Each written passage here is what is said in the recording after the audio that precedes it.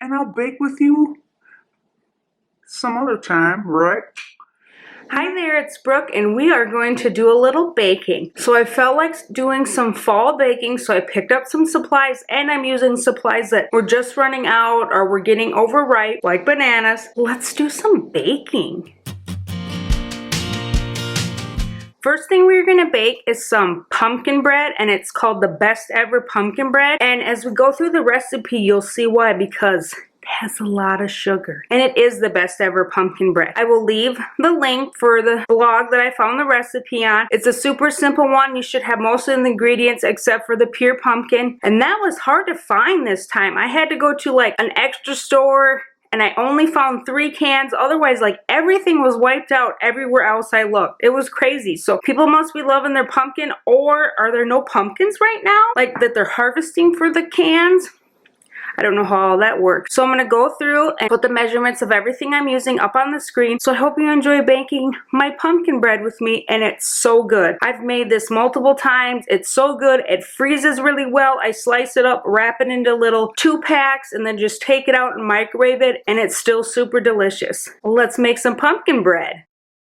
This is the 3 cans of pumpkin puree I found. It's just an organic brand from Hy-Vee. I usually use Libby's, but this turned out just as good. And the smell of the pumpkin when you put it in the bowl, it's just, I love that smell of, like, when you go to carve them and you're like peeling out all the guts and everything. That is just one of my favorite scents.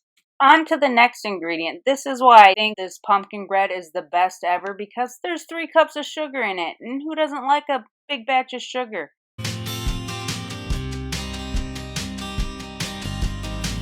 Now it's time for the eggs, and I have to be probably the worst egg cracker out there because I always find shells and I always make a mess, but I just move on with my day and use a lot of antibacterial spray.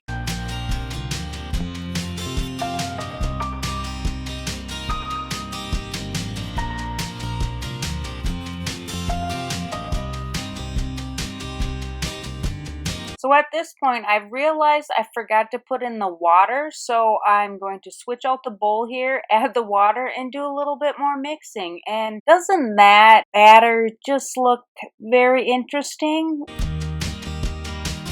Now we can get back to our dry ingredients, and we're just going to start with flour. And I'm very fussy. I like to level mine off with my knife, just how I was taught, so I just keep doing it that way.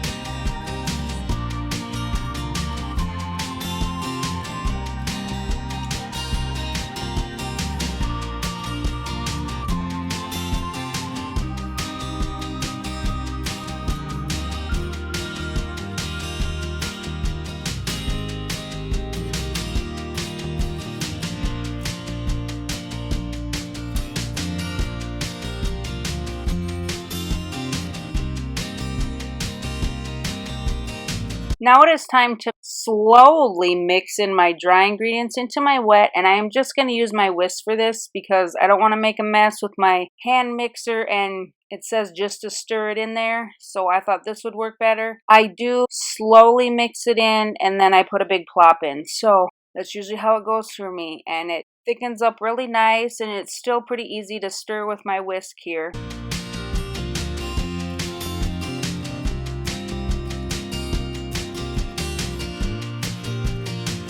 I wanted to make sure it was really mixed together well and there was no chunks or lumps or anything. So I did pull out my hand mixer just for this part, just to give it an extra good mixing. I probably wouldn't had to, but that's how I am. I have coated my pans with some vegetable oil. So now it's time to divide my batter into these 2 pans. I have a dark pan and a light pan, but it said for a metal pan, cook it at 350.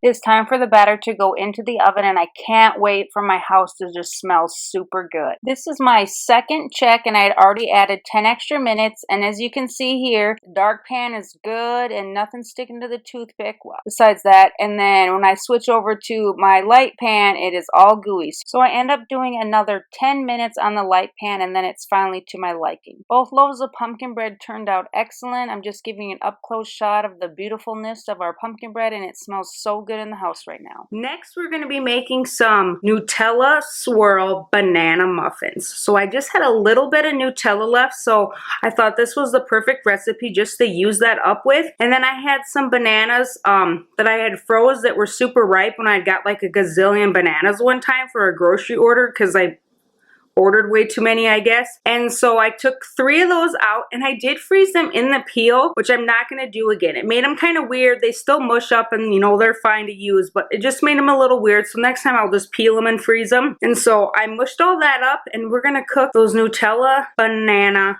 muffins. And these are super delicious. I have not froze these before. It makes a batch of 12, and so I will probably try to freeze some this time because I like to be able to just grab some muffins out in the morning and eat and things like that, because sometimes all 12 don't get ate, because sometimes, I shouldn't say sometimes, I'm the muffin freak in the house. So usually when I make muffins, I'm the only one that eats them sometimes. So I will probably freeze about half, or we'll see how many we eat or whatever. That's what we're gonna be baking next. So let's make some muffins. I always spray my muffin pans with just vegetable oil cooking spray, and I do it in the sink so I don't make a mess everywhere. Cupcakes I line, muffins I spray.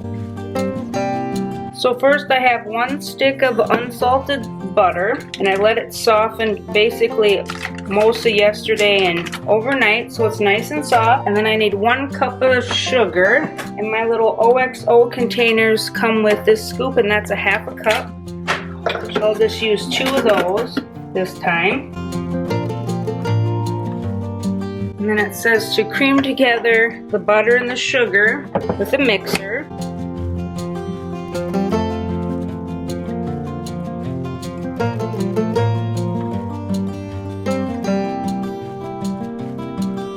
Says to cream until light and fluffy. I don't know, is that light and fluffy? Next we're gonna add egg, vanilla, milk, and mashed bananas. So I did 3 mashed bananas.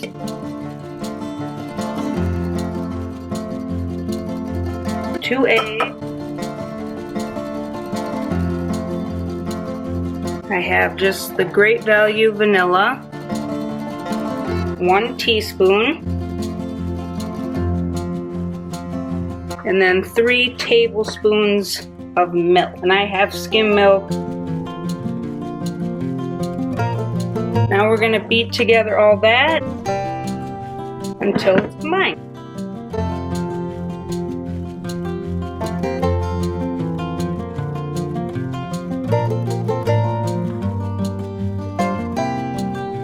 So now I'm gonna add the flour, baking powder, baking soda, and salt. 2 cups of flour. Once again, I have my little scoop. With my flour, I like to use a level here.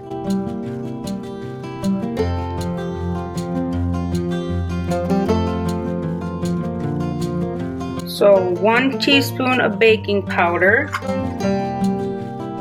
half a teaspoon of salt, and a half a teaspoon of baking soda. And now mix until combined. There's all my dry ingredients. I'm gonna do this slow so I don't poof flour everywhere. So that's usually how I like to do it.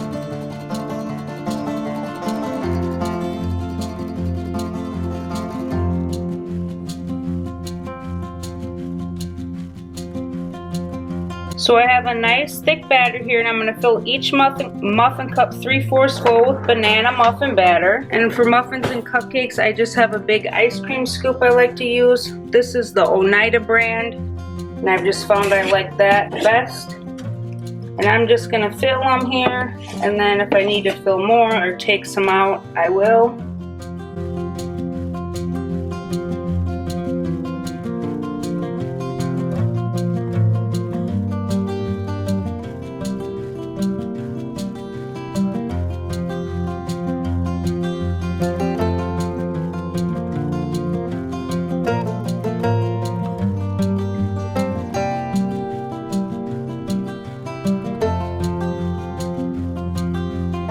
Next, I'm going to dollop about a teaspoon of Nutella on here, and then I'm going to swirl it into the muffin.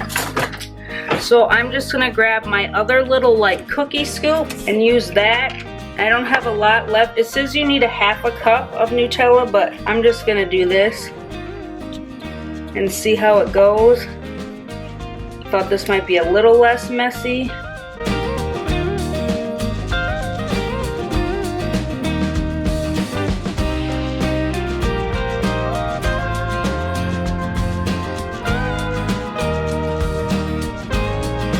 Slightly less messy.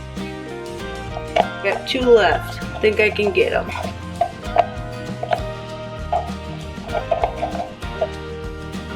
This is a good, easy way to use up some bananas that are getting too ripe for you and Nutella.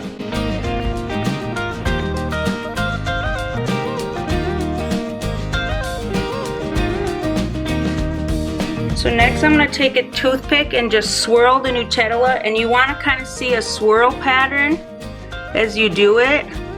So try not to get it in one, you know, over swirl it, I guess, would probably be the main thing. It's like marbling a cake a little bit. And do some swirl on cookies.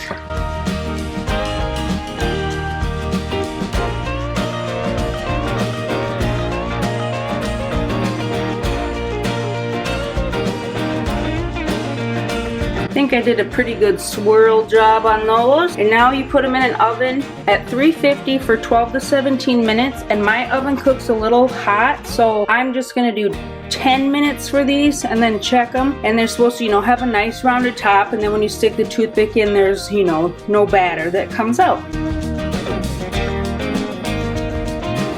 So there's my Nutella swirl banana muffins. I just pulled them out of the oven. I did have to do them for 4 extra minutes just so they were puffed up and browned a little bit and weren't all gooey in the middle. So I'm gonna let them sit here for a couple minutes, and then I'm gonna cut them out of the pan and let them sit on my wire rack to cool. The boys will have a nice little snack for after school. Everything turned out so great, and it smelled so good in the house the last couple of days with me baking. So thanks for coming along with me as I bake. You'll have to let me know if you like the voiceover with the pumpkin bread, or if you preferred me just talking to you with the camera when I was making the muffins. It was busy in the house yesterday when I made the bread, so that's why I did the voiceover, and then today was nice and quiet because the boys are at school, so I was just able to talk you through the recipe. So you have to let me know what you like better. Hit that like button, subscribe, and I will see you in the next one.